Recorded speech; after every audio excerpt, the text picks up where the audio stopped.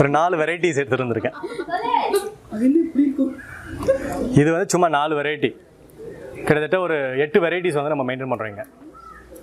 அதில் வந்து இன்னொன்று பிக் ரெட்டுன்னு ஒன்று இருக்கும், அதனால் இவ்வளோ பெருசு, அது இப்போ முடிஞ்சிருச்சு. இன்னொன்று வந்து புல்லக் ஹார்ட்டுன்னு ஒன்று இருக்கும், அது ஒரு வெரைட்டி இருக்குது. க்ரீன் ஜீப்ரான்னு சொல்லிட்டு பச்சை கலரில் மேலே வரி வந்த மாதிரி இருக்கும் ஒரு தக்காளி. ரிஷிகான்னு சொல்கிறது இது ஒரு வெரைட்டி. இது நம்ம செரி டொமேட்டோவில் இது ஒன்று. இது இஸ்ரேலியன். ஸோ இது வந்து ஃபுல்லாக ஃப்ளஷியாக இருக்கும். இது நம்ம நாட்டு தக்காளி. நம்ம நாட்டு தக்காளின்னு சொல்கிறோம் இல்லைங்களா, பரங்கிக்காய் மாதிரி வரக்கூடிய நம்மளுடைய நாட்டு தக்காளின்னு வச்சுக்கோங்களேன். இது எல்லாமே வந்து அங்கங்கே அந்தந்த ஊரில் அவங்களுடைய இதில் நாட்டு வெரைட்டி, டெவலப்டுலாம் கிடையாது, யூனிக்காக அவங்க மெயின்டைன் பண்ணுற ஒரு வெரைட்டிஸ் இது. பட் இங்கே வரும்போது அது வருமானா ஸ்ட்ரகிள் பண்ணோம். பட் அதை நம்ம வந்து ஒவ்வொரு முறையும் ஒவ்வொரு வருஷமும் கொஞ்சம் கொஞ்சமாக இன்ட்ரடியூஸ் பண்ணி இந்த சூழலுக்கு ஏற்ற மாதிரி அடாப்ட் பண்ணிக்க வச்சு அதில் வரக்கூடியதை நம்ம கொஞ்சம் கொஞ்சமாக அதுலேருந்து சீடு எடுக்கிறோம். ஸோ ஒவ்வொரு முறையும் நம்ம அதை இன்ட்ரடியூஸ் பண்ணி சீடு எடுக்கும்போது அந்த ஒவ்வொரு முறை எடுக்கிற சீடும் பார்த்திங்கன்னா இங்கே இருக்கிற சீதோஷ்ண நிலைக்கு ஏற்ற மாதிரி மாற்றிக்கும். ஸோ ஒரு 3 தலைமுறை 4 தலைமுறைக்கு அப்புறம் பார்த்திங்கன்னா அதுக்கு இங்கே இருக்கிற சூழல் எல்லாம் புரிஞ்சு அதுக்கேற்ற மாதிரி வரக்கூடிய இதுக்கு மாறிடும். அண்ட் தென் அது இந்த லோக்கலுக்கு ஏற்ற ஃப்ரூட்டாக மாற்றிக்கும். ஸோ அதனால் அப்போ நம்ம ஊர் தக்காளி நாட்டு தக்காளி சொல்லி நம்பலாம். எங்கேருந்து வருதுன்னா ஆரிஜின் அங்கேருந்து வருது. அது வந்து ஒரு ஜெனட்டிக்கலாக மாடிஃபை பண்ண ஒரு புது ரகமோ அப்படின்னு நமக்கு கிடையாது. சரிங்களா, அது மட்டும் தான் நான் என்னை பொறுத்த வரைக்கும் நான் அப்படி தான் பார்க்கணுன்னு சொல்லுவேன். நம்ம ரொம்ப க்ளோஸ்டாக வந்து இப்படி தான் இருக்கணும் அப்படின்றத நான் பார்க்கக்கூடாது. இந்த இடத்துல வருதா, அதுக்கு என்ன சூழல் கொடுக்கணும் அப்படி தான் பார்க்கணும். உதாரணத்துக்கு இன்றைக்கி இந்த இடத்துல வந்து வெஸ்டர்னர்ஸ் யூரோப்லேருந்து வந்து இங்கே இருக்கிறாங்க. அவங்க அயல் நாட்டுக்காரங்க, எக்ஸாட்டிக். அதுக்காக அவங்க இந்த மண்ணில் வாழ முடியாது, அவங்க இருக்க முடியாதுன்னு நம்ம சொல்ல முடியுமா? ஆரம்பத்தில் அவங்க ஸ்ட்ரகிள் பண்ணுறாங்க, வெய்ய நாள் வரும்போது அவங்களால முடியாது. ஸோ அதெல்லாம் கொஞ்சம் கொஞ்சமாக தலைமுறையாக மாறி அவங்க அதுக்கேற்ற மாதிரி வந்து ரெசிலியண்ட்டாக அடாப்ட் ஆகிட்டு மாறிக்கிறாங்க. அந்த மாதிரி தான் நம்ம இதையும் பார்க்கணும். ஸோ எவ்வளோ டைவர்சிட்டி கொண்டு வர முடியுமோ அவ்வளோ டைவர்சிட்டி நம்ம கொண்டு வந்து தான் ஆகணும். அதுக்கான சூழலியலை உருவாக்குற வேலையை மட்டும் நம்ம பண்ணணும். ஸோ மண்ணை வளப்படுத்துறது, அந்த சூழலியல் உருவாக்குறது, அந்த வேலை நம்மளுடைய வேலை. மற்றபடி நான் இது தான் பண்ணணும் இல்லை இதுதான் பெஸ்ட்டு அப்படின்றது நம்ம வந்து நம்மளால் ஒரு முடிவுக்கு வர முடியாது. ஸோ அதுதான் என்னுடைய இதுவாக சொல்லுவேன். இப்போ நம்ம ஒவ்வொரு வெரைட்டி கொண்டு வரோம்னு சொல்கிறாங்க. நேற்று சொல்லும் போது சொன்னாங்க, இப்போ வந்து ஒரு கத்திரிக்காய் கொண்டு வந்தால் அந்த நாட்டுக்கு வர மாதிரி அது ஷேப்பு எல்லாமே வரும். அதே நம்ம மண்ணுக்கு கொண்டு வரும்போது மேபி அது ஷேப்பு மாறும். அதுதான் சொல்கிறேன் இல்லைங்களா, அந்த அடாப்ஷன். இப்போது அவங்க நாட்டில் அவர் இருக்கும்பொழுது கொஞ்சம் டோன் இதுவாகவும் பிரைட்டாகவும் கொஞ்சம் இதுவாகவும் இருப்பாங்க.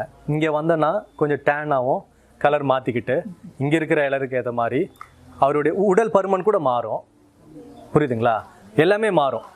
ஸோ அவர் வந்து அவருடைய நேச்சர் வந்து மாறல, அவருடைய குணம் மாறல, பட் அந்த இடத்துக்கு ஏற்ற மாதிரி அவருடைய தன்மை மாறிக்கிச்சு, அவ்வளோதான். புரியுதுங்களா, இந்த வெயில் தாங்குற அளவுக்கு அவருடைய உடம்பை மாற்றிக்கிச்சு, அவ்வளோதான். அவருடைய உணவு முறை இங்கே மாறிச்சு, புரியுதுங்களா. ஆனால் அவருடைய உண்மையான குணம் மாறல. அவர் அங்கே இருந்தாலும் இங்கே இருந்தாலும் எப்படி இருப்பாரோ அவர் அப்படி தான். ஸோ அந்த மாதிரி உள்ளே இருக்கக்கூடிய அது நம்ம இது பண்ணிக்கலாம். ஸோ அதுதான் என்னென்னா அவருக்கு ஏற்ற மாதிரி அந்த ஏசி கொடுத்து இங்கே வச்சிக்கக்கூடாது, சஸ்டைனபிளாக இருக்காது. ஸோ அவரை வந்து அதுக்கேற்ற மாதிரி அவரை மாற்றிக்கிற தன்மையை வந்து உருவாக்கணும். ஸோ ஆரம்பத்தில் எடுத்தோடனே மாற முடியாது. ஸோ அவர் என்ன பண்ணுவார், ஒரு வெக்கேஷனுக்கு இங்கே வருவார், சம்மர் வரும்போது போயிடுவார். ஸோ கொஞ்சம் எக்ஸ்டெண்டடாக கொஞ்சம் இருந்து ட்ரை பண்ணுவார். 1 வருஷம் போகும், 2 வருஷம் போகும். அதுக்கப்புறம் அவர் கொஞ்சம் அடாப்ட் ஆகிப்பார். அப்புறம் அவருடைய அடுத்த தலைமுறை என்ன ஆகும், இங்கே குழந்தை பிறக்கும். இங்கே குழந்தை பிறந்தோடனே என்ன ஆகும், இங்கே வளர ஆரம்பிக்கும். So adoption first generation, second generation, third generation என்ன ஆகும், என் பூர்வீகமே இதுன்னு தான் சொல்லுவாங்க. புரியுதுங்களா, அவ்வளோதான். நான் அதை அப்படி தான் நம்ம பார்க்கணும். நம்மளை எப்படி பார்க்குறோமோ, நம்மளுடைய உறவு முறை நம்ம எப்படி பார்க்குறோமோ அப்படி தான் நான் அதை பார்க்கணுன்னு சொல்லுவேன். இதுலேயுமே மாற்று கருத்துக்கள் நிறைய பேர் எப்படி வேணால் சொல்லலாம். ஸோ ஒவ்வொருத்தவங்களுடைய புரிதல் என்னென்னா, இயற்கையான முறையில் நம்ம எப்படி பண்ண முடியுமோ அதை மட்டும் பண்ணணும். இப்போ காடு எடுத்துக்கோங்க, காட்டில் வந்து என்ன நடக்குது, யார் என்ன பண்ணுறாங்க, தண்ணி பாய்ச்சறதுக்கு ஆள் கிடையாது, கவாத்து பண்ணுறதுக்கு ஆள் கிடையாது, மூடாக்கு போகிறதுக்கு ஆள் கிடையாது. ஆனால் சிறப்பான வேலைகளை வந்து அது மாண்டு பல கோடி வருஷமாக செயல்பட்டுட்டு தான் இருக்குது, சஸ்டைனபிள் தான் பண்ணிகிட்ருக்கு. ஸோ அதனால் அந்த விஷயத்தை தான் நம்ம பார்க்கணும். அந்த காற்று நமக்கு என்ன சொல்லி கொடுக்குது அதை எடுத்துப்போம், அதை நமக்கு ஏற்றவாறு நம்ம வந்து அதை வடிவமைச்சிக்கிறோம், அவ்வளோதான். நான் ரொம்ப சிம்பிளாக இதை சொல்லிவிடுவேன். இதில் வந்து நம்ம எந்த அளவுக்கு வந்து எனக்கு வந்து நான் வந்து ப்ராஃபிட்டபிலிட்டி, மணி ஓரியன்டேஷன் இதெல்லாம் பார்த்து நான் வந்து பயோ இன்புட் கொடுக்கணுமா கொடுக்கக்கூடாதா, அது அவங்கவுங்களுடைய இஷ்டம். நான் அதில் வந்து நீங்கள் இப்படி தான் பண்ணணும்னு சொல்ல மாட்டேன். அதை முடிஞ்ச அளவுக்கு நம்ம எப்படி பண்ணணுமோ அதை பண்ணிக்கணும். அதில் வரக்கூடிய இடர்பாடுகள் என்ன, எப்படி ஓவர் கம் பண்ணணும், இதெல்லாம் நம்ம பார்த்துக்கணும், அவ்வளோதான். சரி, இப்போ நீங்கள் வந்து ஃபுல்லாகவே வெஜிடபிள்ஸாக மட்டும்தான் மார்க்கெட்டிங் பண்ணுறீங்க, இப்போ சாஸ் அந்த மாதிரி பண்ணுறீங்க? ப்ராசஸ் ஐட்டம்ஸ் பண்ணுறோம். இப்போ நம்ம கீழே வந்து கிச்சன்ஸ் இருக்குது. இப்போ டொமேட்டோஸ் வந்து அதிகமாகிடுச்சு அப்படின்னா இதுலேயுமே ஒரு விஷயம் இருக்குது. இப்போ இந்த காய் வந்து தக்காளி வந்து நான் நவம்பரில் பிளான் பண்ணேன். டெம்பரேச்சர் அதிகமான உடனே தக்காளி வந்து சாக ஆரம்பிக்கும்.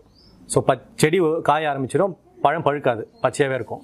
ஸோ பச்சையாக பறித்து நான் அதை ஃபுட் ப்ராசஸிங் பண்ணி வேல்யூ ஆட் பண்ணி விற்றுருவேன். காய் என்னென்னா பச்சை காய் விற்றா வியாபாரம் யாரும் வாங்க மாட்டாங்க. ஸோ க்ரீன் டொமேட்டோ ஜாம் இன்றைக்கி ஒரு ஜார் வந்து 150 ரூபா. 1 கிலோ தக்காளி விற்றாக்கா எவ்வளோ தான் நமக்கு கிடைக்கும்? அதிகபட்சமாக ஒரு 50 ரூபா கிடைக்குமா? ஆனால் 1 கிலோ தக்காளியில் 10 பாட்டில் ஜாம் செய்யலாம். ஒரு பாட்டில் வந்து 150 ரூபா. அப்போ 10 பாட்டில் என்னாச்சு? 1500 ரூபா. ஸோ இந்த மாதிரி வேல்யூ அடிஷனும் நம்ம பண்ணுறோம், அதுக்கான பயிற்சிகளும் கொடுத்துட்ருக்குறோம். அது வெளியில் இருக்கிறவங்களுக்கு கொடுக்குறீங்களா இல்லை கவர்மெண்ட்லேருந்து வரவங்களுக்கு மட்டும்? எது இந்த சொன்னீங்களா வேல்யூ ஆட் பண்ணுறது அதெல்லாம் சொல்லுங்கள் எல்லாருக்குமே. இப்போ என்னென்னா இங்கே இருக்கிற சிஸ்டம் வந்து பார்த்திங்கன்னா இங்கே ஆரோவில்லோடைய வாசிகளுக்கு மட்டுமே இந்த உணவு போய் சேருது. இப்போ நம்ம உற்பத்தி பண்ணுறோம், இங்கே இருக்கக்கூடிய சென்ட்ரலைஸ்டு டிஸ்ட்ரிபியூஷன் சென்டருக்கு அனுப்பிடுறோம். ஸோ அங்கே போயிடுது, அவங்க வந்து வியாபாரம் பண்ணிக்கிறாங்க. ஸோ அங்கேருந்து யார் வேணால் வாங்கிக்கலாம். ஸோ நம்ம ப்ரொடியூஸ் பண்ணுறதோட நம்ம நிறுத்திக்கிறோம். இப்போ எங்கள் ஃப்ரெண்ட் ஃபார்ம்லேயே வந்துட்டு இப்போ அந்த கிழங்கு இருக்கிற சக்கரவள்ளி கிழங்கு நிறைய ப்ரொடக்ஷன் வந்துருச்சு. ஆனால் அவங்களால வந்துட்டு அது எப்படி வேல்யூ ஆட் பண்ணி அதை எப்படி வந்து சேல் பண்ணுறது, மார்க்கெட் பண்ணுறதுன்றது தெரியல. இப்போது நம்ம வந்துட்டு இந்த மாதிரி ஒரு பயிற்சி நம்மளுக்கு கிடைக்கும் போது அதை நம்ம எப்படி யூஸ் பண்ணலாம், அது கிடைக்குமா? இங்க பயிற்சி கிடைக்குமான்னு கேட்குறீங்களா? கண்டிப்பாக. அது வந்து அதான் சொல்கிறேன் இல்லைங்களா, நீங்கள் விவசாயம் சார்ந்த பயிற்சியும் சரிதான், இந்த மதிப்பு கூட்டுதலான பயிற்சியும் சரிதான். நீங்கள் ரெக்வஸ்ட் பண்ணிங்கன்னா அதை நம்ம கிரியேட் பண்ண முடியும். இப்போ நீங்களே கூட இப்போ ராஜகணேஷ் ஐயா கிட்ட சொல்லி எங்களுக்கு இந்த மதிப்பு கூட்டுதலுக்கான ஒரு பயிற்சி ஏற்பாடு பண்ணி கொடுங்க அப்படின்னு சொன்னீங்கன்னா இதே மாதிரி ஒரு வகுப்பை வந்து அவங்க ஏற்பாடு பண்ணுவாங்க. கொடுத்துட்டு அதை சொல்கிறேன், ரெக்வஸ்ட் பேசிஸில் நம்ம கொடுத்துட்ருக்கோம். தனிப்பட்ட முறையில் இப்போ ஒருத்தருக்கு வந்து அவ்வளோ பணத்தை கட்டி என்னால் பண்ண முடியும்னு சொல்லிட்டு ஒருத்தர் தனியாக வருவார். இங்கே ஒரு மாதம் ஃபுல்லாக தங்கி இருந்து எங்கிட்ட ஃபுட் ப்ராசஸிங் ப்ராக்டிக்கலாக அவர் செஞ்சு கற்றுக்கிட்டு போகிறவங்களும் இருக்காங்க. இப்போ நம்ம ஃபார்மில் வாலண்டியரிங் இருக்குது. அவங்க வந்து டெய்லி வந்து விவசாயத்தை 6 மாதத்துக்கு இங்கே தங்கியிருந்து விவசாயத்தை கற்றுக்கிட்டு போகிறது சிஸ்டம் இருக்குது. புரியுதுங்களா? ஸோ அவங்கவுங்களுக்கு ஏற்ப வகுப்பாகவும் நம்ம கொடுக்குறோம். வாலண்டியரிங் வந்து நீங்கள் நேர்முக பயிற்சியில் வந்து நீங்கள் எடுத்துக்கலாம். ஸோ எல்லா வசதிகளும் இருக்குது. ஸோ இந்த ஒரு நாள் பயிற்சியானாக்கா நம்ம ஐயா கிட்ட சொல்லி நம்ம உருவாக்கிக்கலாம். என்னங்கய்யா? ஸோ எல்லா பாசிபிலிட்டிஸும் இருக்குது. நேரடியாக நம்ம வந்து வாலண்டியர் என்னங்கய்யா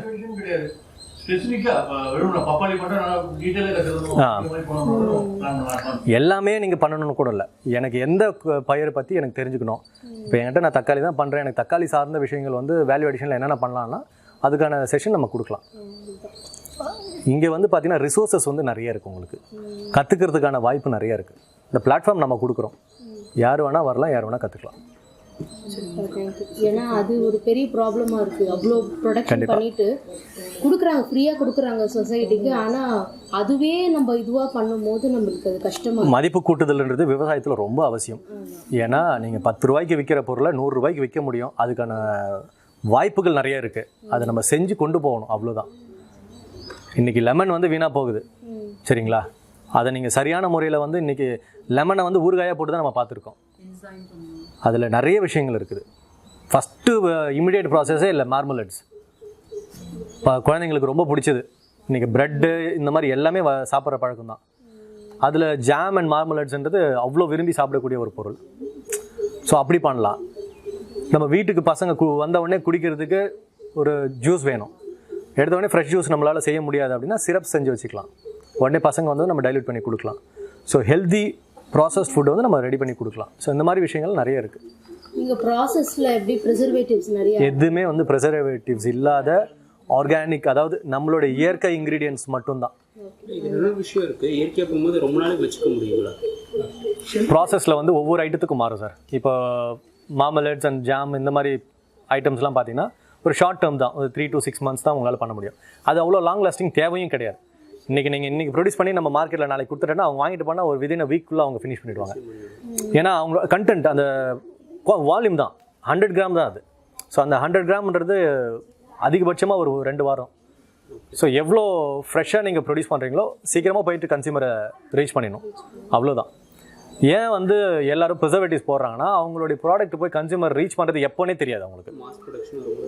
ஸோ அதனால தான் அவங்க அவ்வளோ ப்ரிசர்வேட்டிவ்ஸ் போட வேண்டியது. நீங்கள் ஃப்ரெஷ்ஷாக ரீச்சபிளாக இருங்க, அதுக்கு எதுவுமே கிடையாது.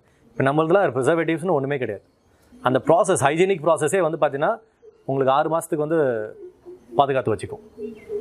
ஒரு ஏர்டைட்டு டீஹைட்ரேட்டட் சிஸ்டம் இந்த மாதிரி விஷயங்கள் இருக்குது. இதே தக்காளி வந்து இன்றைக்கி ட்ரைட் டொமேட்டோஸ் இருக்குது, வாழைப்பழத்தை ட்ரை பண்ணி ட்ரைட் பனானாஸ் இருக்குது, புரியுதுங்களா? ஸோ அந்த மாதிரி நிறைய வேல்யூ அடிஷன்ஸ் இருக்குது. ஸோ அது சம்மந்தமாக நம்ம நிறைய கற்றுக்கலாம். ஸோ அதான் நான் உங்களுக்கு சொன்னது தான், இந்த விவசாயம் இன்றைக்கி நம்ம பேசின விஷயத்தையே முழுசாக நம்ம தெரிஞ்சுக்கணுன்னாக்கா ஒரு நாள் ஒரு மாதம் பத்தவே பத்தாது. அது முழுமையாக நம்ம தெரிஞ்சுக்கணுன்னா தொடர்ந்து நம்ம இது சார்ந்து பேசணும், செய்யணும். பட் இது வந்து உங்களுக்கு ஒரு இன்ட்ரோடக்ஷன் தான். இதில் ஆர்வம் இருக்கிறவங்க அடுத்த படியாக வந்து என்ன பண்ணலாம், வாலண்டியர் பண்ணலாமா, இல்லை என்ன பண்ணலாம், இல்லை பெரிய லாங் டேர்ம் ஒர்க் ஷாப்பாக எடுத்துக்கலாமா, இல்லை எப்படி கொலாபரேட்டிவாக பண்ணலாம், புரியுதுங்களா? இது வந்து உங்களுக்கு ஒரு இன்ட்ரோடக்ஷன் தான்.